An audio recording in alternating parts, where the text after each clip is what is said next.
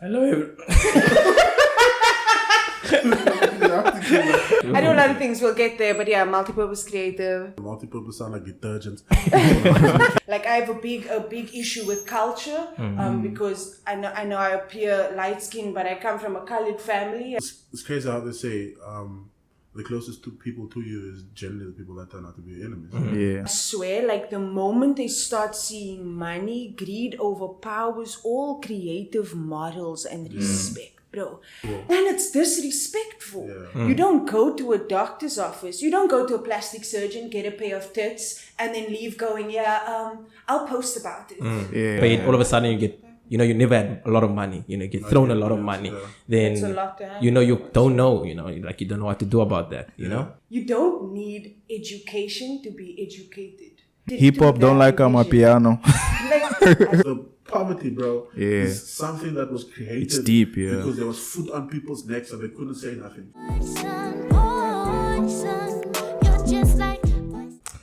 Hello.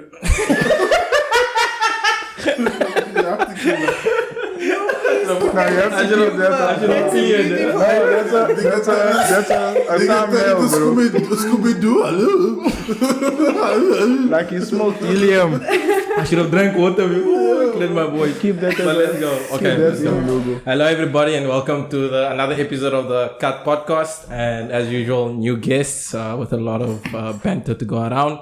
But as usual, I'm going to make the rounds and let everyone introduce themselves, starting with the lady to my right. What's up? My name's Mekaylor. Do I have to say something about myself?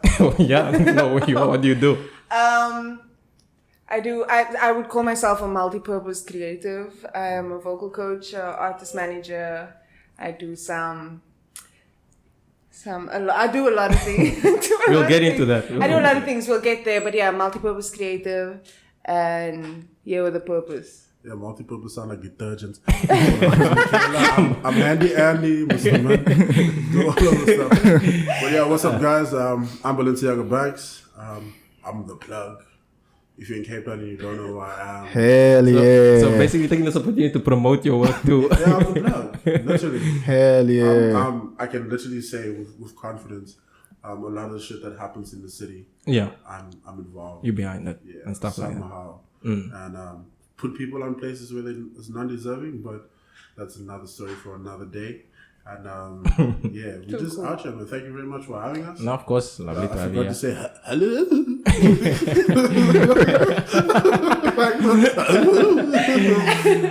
But yeah, but in terms of what you specialize in though? I am an artist. Yeah. I'm a producer. I'm an events coordinator.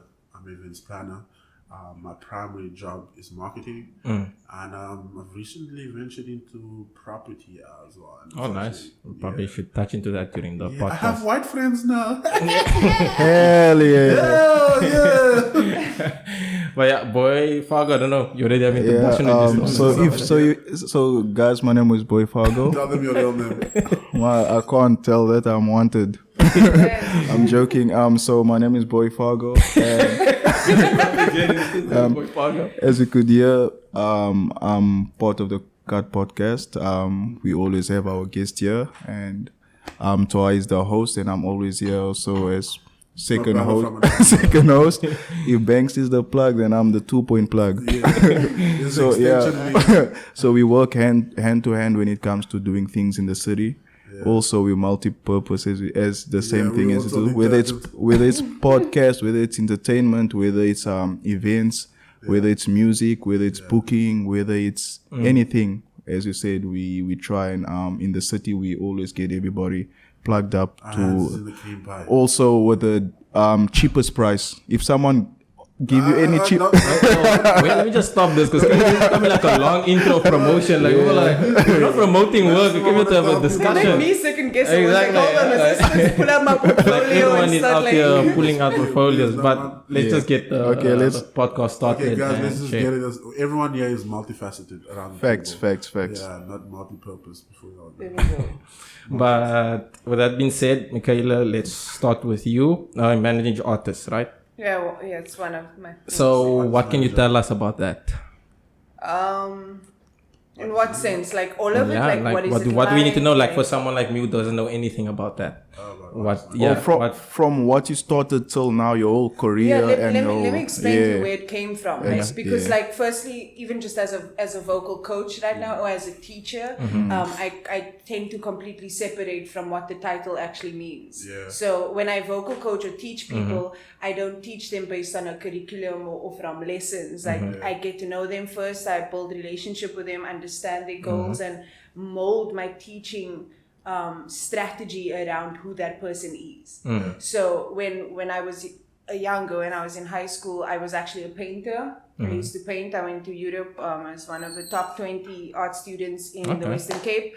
So like I did dance, I did everything besides music until a friend of mine, luckily I went to an arts focused high school. One of my friends dropped out of a show that happened, and the music teacher was like, oh, I'm just like, sorry. Yeah. No. Just come sing. And I was like, okay, cool. I used to do it in church. It was fun. And then next thing I knew, I got a bursary to study after high school, and kind of music just took off from there for me. So I fell in love with music, wanted to be a jazz performing artist, pursued jazz as a career, as a passion, and did a lot of live work. And I sang backup for people like Tevin Campbell and what's her name? The one that's here. Leader, there we go. Met people like Judith Sapuma. One of the greatest moments of my life was I carried a piano chair just to get behind stage because I wanted to meet her. I wanted to, and that's when I kind of started establishing that my desire was so much greater than being in the limelight. My desire was I wanted to know how these people worked, how they thought, how they functioned. I wanted to know what went into production, what went into the stage that was making people faint and cry. And So that's quite fascinating. You know, I was during the Michael Jackson era, I was like, how are people paying so much money to go see this man and then they're fainting? What is creating the impact? Shout out Trevor Scott. You know, like, so that's kind of what got me into the management field. It first went into marketing. I studied music business and marketing, performing arts on the side. Then I went and did actual business and marketing. Because I wanted to kind of understand influence and understand that being a leader meant that I needed to have influence. And if I wanted to guide people, whether it be in music or dance or anything creative, I had to be the gap between being a never-minded artist, just pursuing things because of love and passion, and actually the stepping stones to making that a lifestyle or a career choice. So that's kind of, it all basically stemmed from curiosity. Was I loved music, I loved being a creative, and I wanted to know what were the next steps to make it worth something more than love. You know what I mean? And so I invested in myself, invested in my own knowledge, I went back into my old modules and kind of just like pulled up all the archives from college and sat and really started educating myself, started also figuring out that there were so many gaps in the educational system. I studied music, but I never learned that I needed to register. I never learned copyright. I never learned radio royalties. I never learned any of those things. So they weren't building business-minded artists. They were building creatives that were just there to take up space. Or they will work for someone else, for the bigger corporates. Exactly, and we were making our creatives lazy. We were making our creatives think that if I shoot a music video every weekend, I'm successful. We were teaching them, you know, that like you can't actually make money out of this. Nobody told him you can go shoot adverts. Nobody told him your homie has water that he makes and you can do a promo video for him and start marketing for you both. So it was like I sat there and I found a passion point within all the gaps in the industry here in Cape Town, because there was a need for it, but nobody was taking a step. Or there wasn't enough people taking a step going, like, you're really talented, you've got so much to give, but the way you're doing it is actually just not going to benefit you. Let's try it this way. Because we weren't willing to like take each other's hand and be like, we can do this shit together. But so where would you then say the problem is at? Is it the education? The I would say people? mindset, to be honest with you. It starts there. So I'm not even going to dig it as deep into like, oh, it's the way our people are raised or culture. Like I have a big issue with culture because I know I appear light skinned, but I come from a colored family and colored culture is also a very strong culture. Like throughout my whole life, I was told you have to have a backup plan. What's your backup plan? And my thing was always, I don't have a backup plan, because when you have a backup plan, you plan to have a backup. You move through your life as if though you have something to fall back on. A safety net. You know what I mean? And I hated that about the culture, because it was contaminating the minds of our young people, thinking that I can't fully pursue this. Or you don't need education to be educated. You need willingness, eagerness, and experience. and a need to find it. But nobody taught me what I knew. I went out there and I was like, I want to know this, so I'm going to equip myself. There's something like the internet. I would sit and filter through different things, finding my truth within all of those things. So we can't blame a lack of education. We can't blame a lack. This country has lacked for so many years. Lack is not our problem. It's the fact that we have become so complacent and so comfortable with that lack. With excuses to use it too. as an excuse, like, we don't have the resources here. But bro, what are you doing that sets you apart from the people that are falling accustomed to that lack? So I think the problem is like, A lot of are lazy. B, we don't know how to work together, and we think that if we do, we then have to share our profits, and sharing is like a big no because we all come from struggle. Exactly. Which should be the same reason why you would want to share in the first place. Or it's more competitive thing rather than let's unite, build, let's collaborate. Like I don't understand on Banks' point of view, but like the things that we work on, it's more like a competition, but you're competing for absolutely nothing because you haven't built something for you to compete for. Do you understand? True. At least if people could unite together, build something that can say, you know what, I'm actually competing with you for this. But there's nothing for you to compete with. First, build it before you can compete with someone. I think mainly it comes from envy, though. Yeah. Like there's a good thing for competition is always good. Yeah. But I think once it becomes envious, it's a totally different situation because then people become conniving and stuff. And then the same people that you're building with becomes your enemies. Yeah, because now it's crazy how they say the closest two people to you is generally the people that turn out to be your enemies. Yeah, and that's the truth. I'm saying. I mean, I needed to step outside of what I know and my norm to meet people outside and then find out that these people have the same mentality that I have and push for the same thing. And unfortunately, as much as you might have a pure heart, that becomes very taxing because your purity has to go through so much stages of certain things. Like how much are you willing to take as well before you succumb to it all? Yeah, because you have to filter through all of the bullshit before you find that specific person that you can keep around. Yeah, that is true. And that's the be all and end all, and that boils down to character at the end of the day. And I can understand what she says where, because for me, coming in the industry as a whole, I was an artist first. Yeah. And I then fell in love with the business side of things because I want to be the person that's there, that's operating. You know what I mean? And my motivation in general for this was in Cape Town, they don't pay artists. Yeah. That's a big thing. It's a big thing. They don't pay. Yeah. They don't pay. Yeah, it's more about we promoting you. Yeah, but type of thing. Exposure doesn't pay your I'll tell you bills. something. I was 17 years old. I performed as a backup vocalist for the International Jazz Festival. Yeah. Right. So and they pay, right? Yeah. Because Yeah. it's international. Yeah, it's a big thing. Yeah. But our principal came to us. Shout out Camilo Lombard. We all know who he is. Peter. And he came to all of us after the show and he gave us $100. And I stood there and I was like, you know what? Like, it's cool. You keep that. You buy your kids some airtime. He kept it 100. Biggest motivational point of my life. Yeah. Because I was so in love with being a performer. Yeah. That I had watched how everybody else who loved it too was like so okay with that shit. Like, but it doesn't matter if I'm 17, 20, 50. Yeah. It doesn't matter. There's a hate involved and you know what you're quoting for. And it's disrespectful. for. Yeah. You don't go to a doctor's office. You don't go to a plastic surgeon, get a pair of tits, and then leave going, I'll post about it.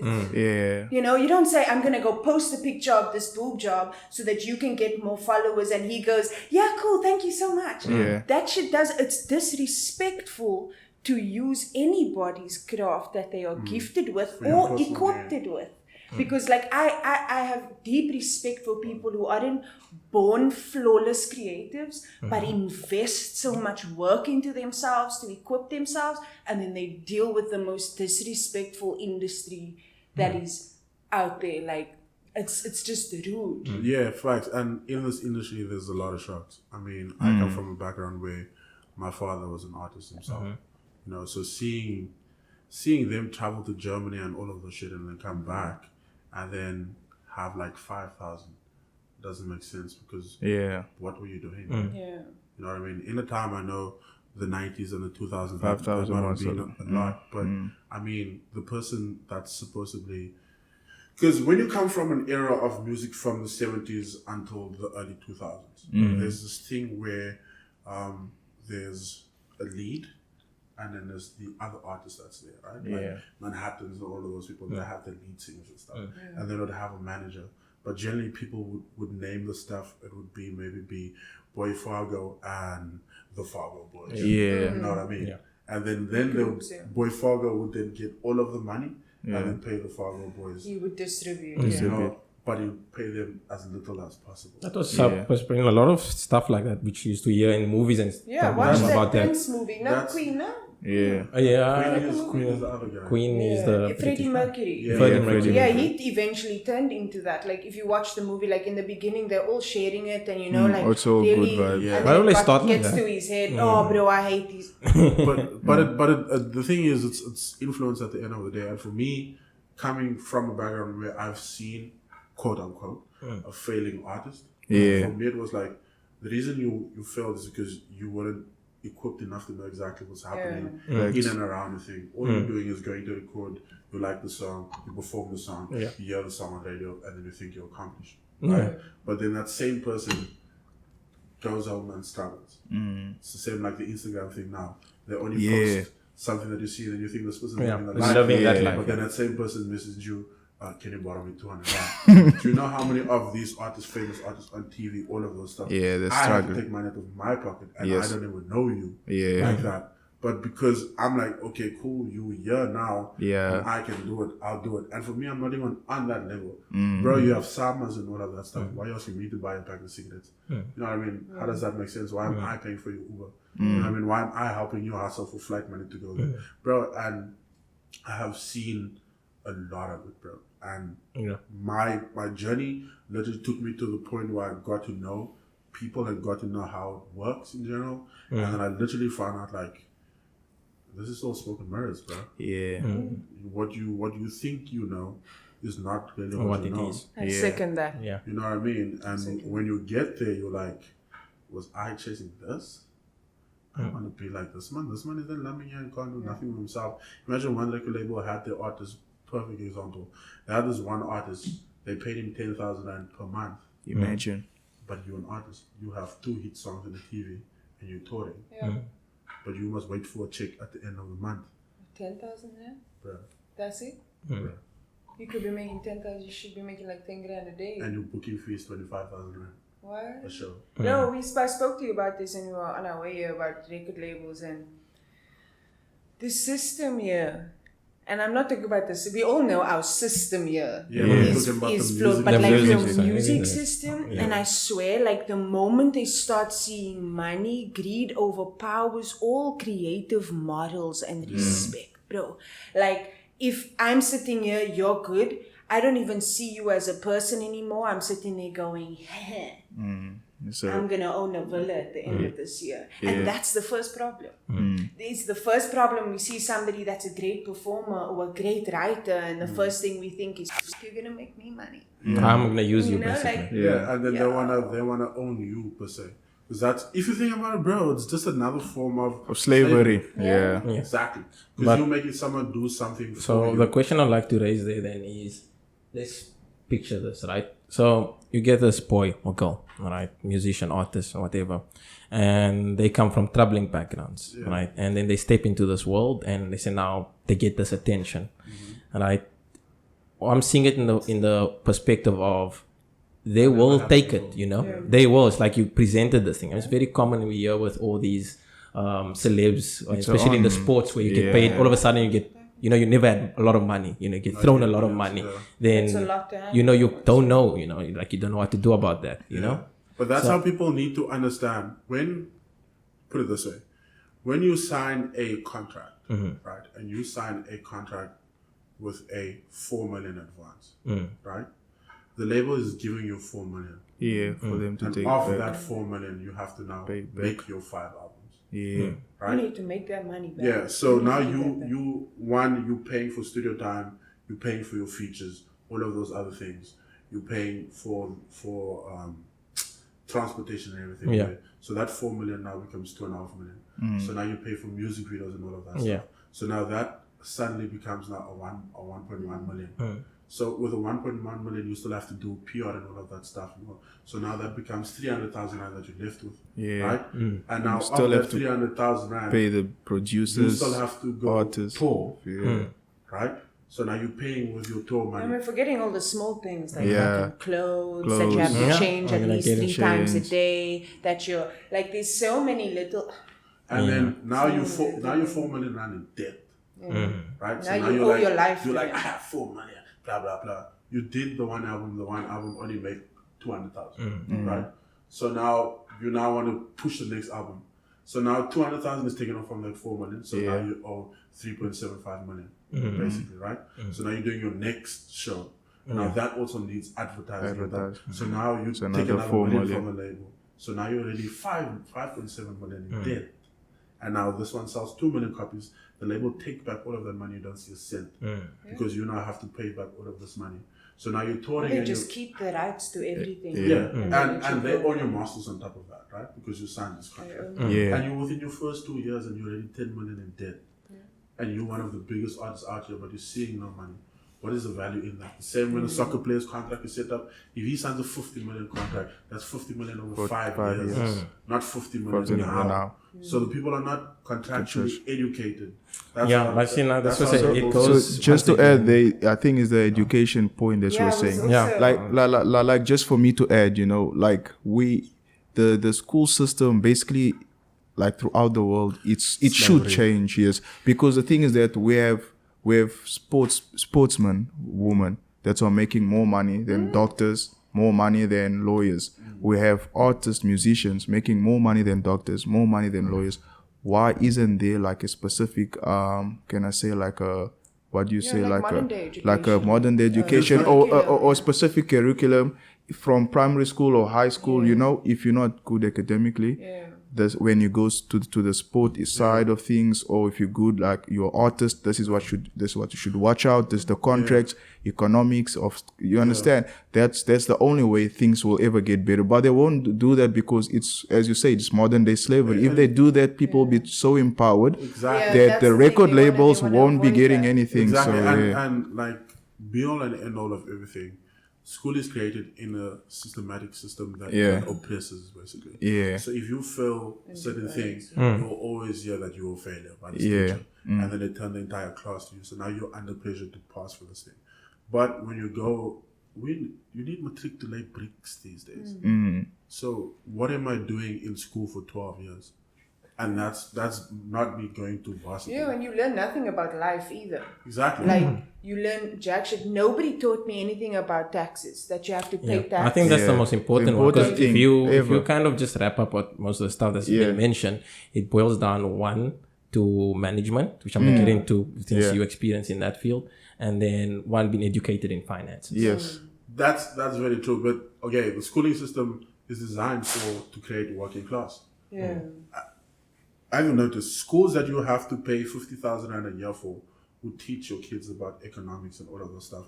Facts. Doing the taxes. Yes. teaching them And all of that. That is IT and true. all of that. This kid is in primary school, you know, Yeah. how to fix a That is true.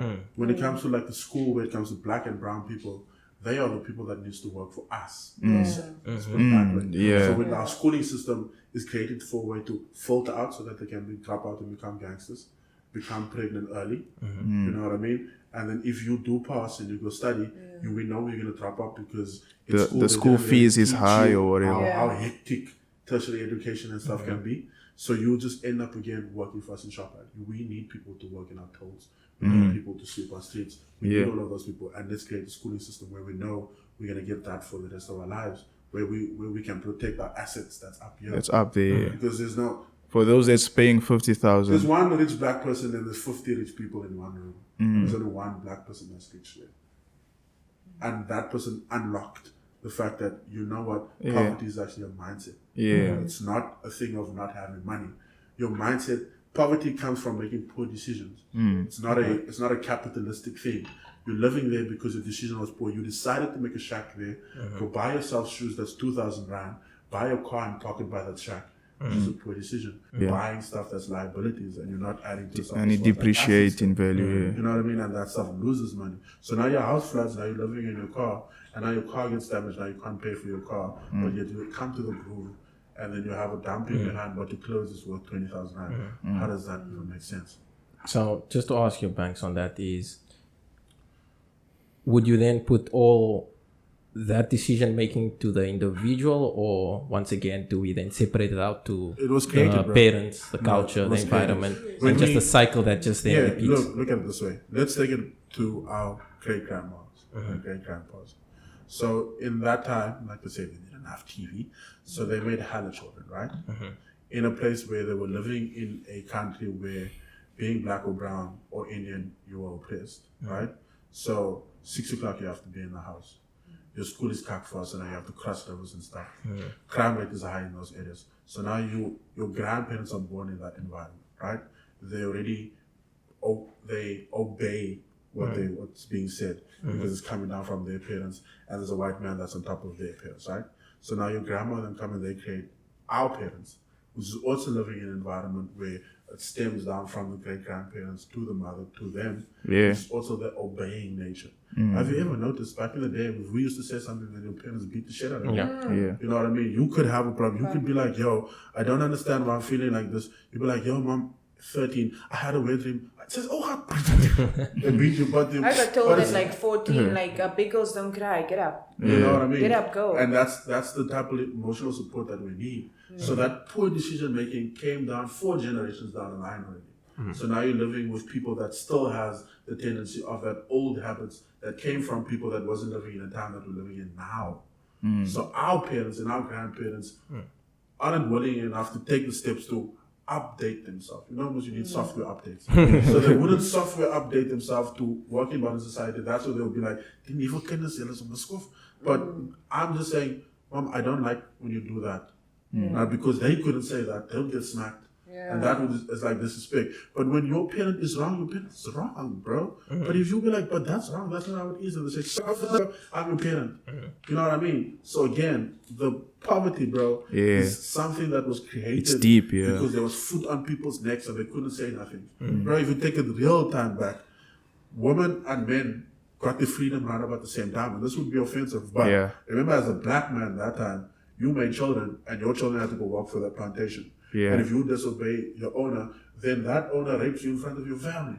So you as that man that's a provider, how do you provide when your manhood has been taken away in front of everyone that's supposedly there? You know what I mean? So where is there a space where people can actually be like, you know what, we are broken, bro. And it's our responsibility for us to fix change that. You know what I mean? So us having discussions like this tells us that when we're going to go in the future, we're going to have these discussions with our kids, and our kids are going to have these discussions Hopefully with their so, kids. You know what I mean? And that's how we I think break the cycle. the beauty is that like I personally feel like our generation is finally doing something. Yeah, we're ready to talk. We're doing something different. We're going, so the cycle's going to keep going, and the influence is going to continue. But like if I use my voice and I create a circle of people who are also willing to use their voice and use it for the betterment or the value of others, it adjusts almost. And that's the same thing that I was saying to you earlier on about like management or teaching styles.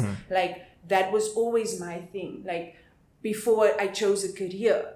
It was, I wanted it all to be different. I hated the way that life was going. I hated that if I had black friends or white friends, I'd had to explain why or where I met them. Yeah, or you have to change the way you conduct to fit in. because you're around. And I would catch myself slipping like that because I'm like, I'm fair skinned and I can change my voice if I need to.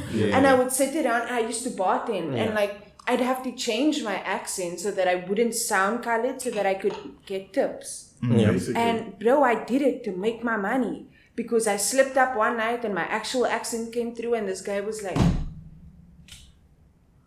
and I was like, yes sir, and he was like, where you from? And I can't lie. Yeah, you can't lie. That's something you can't lie about. I'm not that person. So I looked at him and I told him where I was born, and he was like, you know when people say, where were you born? I hope this doesn't offend you, like, and they know it's about to be offensive, and he goes like, can I get that money back? And I'm like, I said, can I get the money back? and I give him the cash back, and I'm like, yeah, sure. And I go to my homie that bartends with me, and I'm like, that man just took his going back, bro.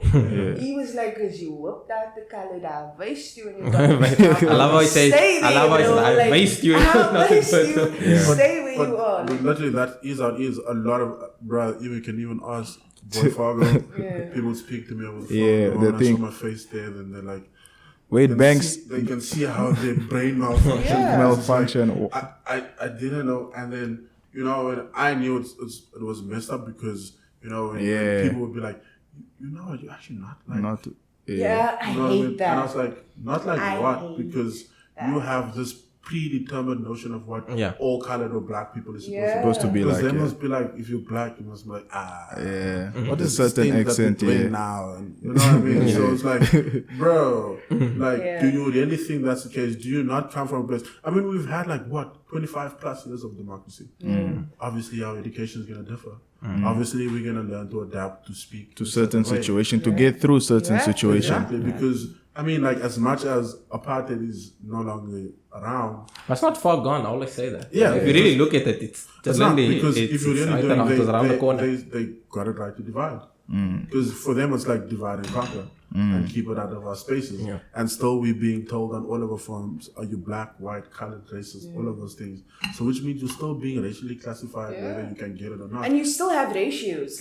Schools still have to have a black, colored, and white ratio. They still have to have, you can't have too many white kids, too many black kids. You still have to kind of have the so it's like, is it gone, or did you just open up little gates and cover each other up? It's fine. You guys continue it because we don't want to embarrass ourselves anymore saying that we're doing it. So you do it to yourselves because we planted the seed deep enough. And the sad thing is it leaks into everything else. It leaks into religion. It leaks into creative groups. It leaks into all of a sudden jobs, everything. Like this dancing group that Cramps doesn't want to be with the classical dancers because who does that? Skateboarders. Somebody that skateboards hates somebody that longboards. We've literally, we are so addicted hip hop don't like Amapiano. I don't understand. But it's another thing, people like to be placed in groups and whatever. But it boils down to, we know that we are social creatures. So that's how they get it. They know that if we socially diversify as people, they're going to be clingy and cliquey. And in Cape Town is a prime example of that. And the thing is this, bro, I'm a fucking neutral person. I'm not here to choose sides and all of those things because that's bad for my business. At the end of the day, you can't expect me because you have a personal situation with someone else. Now you expect me to be on your side when that has nothing to do with me at the end of the day. Why would I cut my nose to spite my face type situation for someone that is not even gonna necessarily see the things the way that I see it? You know what I mean? And that's the biggest mistake that we have. So the deep-rooted separation and hatred of self is still present in today's time, and that leaks out, like she says, everywhere. You know what I mean? You wear Levi's, I wear Diesel. So now it's my Diesel boys and Levi's. And I'm stabbing each other off that because of a jeans. Like how and when? But it's also like a power-hungry thing. And I've seen that in all the artists I've worked with. Is like everybody's on the same level, but I don't do features. I'm not going to feature with him. What are you going to do for my career, bro? What do you mean? Yeah. Like you don't even Have a career. don't have one. And that's what I was talking about. They're competitive with something not even built for you to be competitive about. Yeah, like really, you think your 10,000 followers is a career? Yeah, no, it's You know what I true. mean? Like So I'm it's sitting the up- egotistical, power hungry. So what I'd like to raise, raise then is, does that then going back to the envy part, right? Does that play part as well? Envious, being envious, bro. Someone being envious ultimately breeds hatred and it also breeds greed, bro. Yeah. Because if someone is envious, they're just actually keeping you around to get the opportunities that you have. Yeah. And once you're on the inside, they try and and ban destroy off you. throw dirt on your name when you're not around. But when you come back again, then they just like play it. But energy is the real thing, and people don't understand that you can feel that energy. I also think that a very easy way to solve that is that if we acknowledge that I'm jealous of you because you have something I lack, so I'm actually in admiration of you. Yes.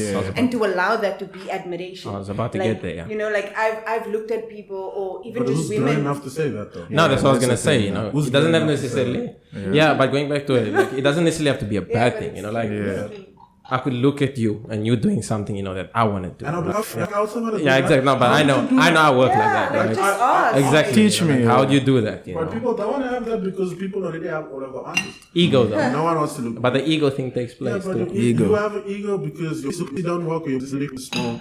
And I know that might be bleak, but it boils down to Well, that's making it really like minute, right? And making it something that's common. But it's so true. The moment and I've seen it in creators, they only react when they are insanely empty within themselves, when they don't believe their shit is good because they've spent over 5 years doing the same shit over and over, it's not nothing's working. working. But they also don't want to be told the shit it's you've not been doing working. for 5 years didn't work because you're doing it wrong. So it's like you're not just fighting an industry, you're fighting a mindset of somebody that's stuck within themselves. So like I had to be okay with myself before I could step into this industry. I had to go into it, not just going, I know what I know. Like I went to it going, I want to make a difference. I want to have purpose. I want to have value both to myself and to the industry. I don't want to sit behind a computer all day. So I'm going to invest in myself and then invest in the industry. Poison, poison.